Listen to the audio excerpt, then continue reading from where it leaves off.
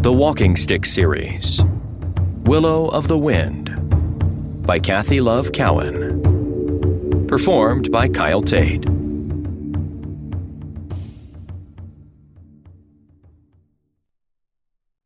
With rumblings of the Civil War looming between the North and South, it was critical to fill the position of Red Chief, recently vacated by the unexpected death of Chief Winterhawk. The council pondered the fate of the families, how best to defend them, and discussed which young warriors should be considered to replace Winterhawk. More pressing, however, was the news of the continued raids on nearby Cherokee settlements. The most disturbing was the total destruction, killing, and kidnapping that occurred on the Walking Stick land 2 days' ride to the south. The consensus was that it had to have been an underground operation of slave traders. There was no other explanation.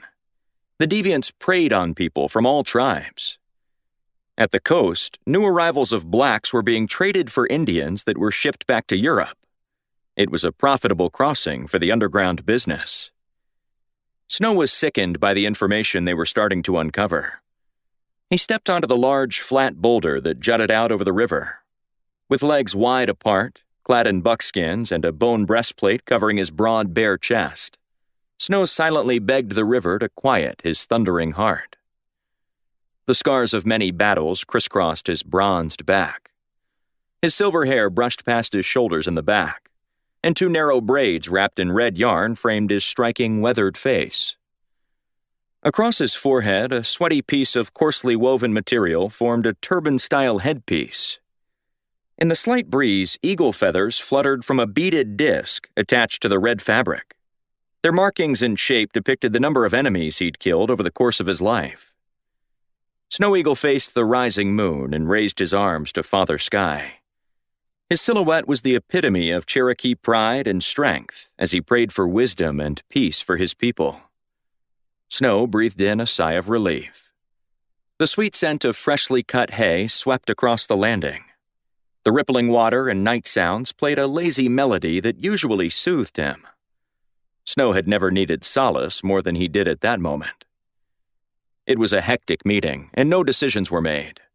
None of the suggestions seemed viable.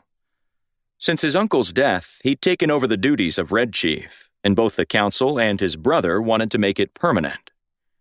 Training the warriors and leading them into battle again was the last thing on Snow Eagle's mind. His concern for Willow dominated his heart and his attention, making it impossible to concentrate on anything else. He would fight to defend his tribe, but he had already seen too many battles.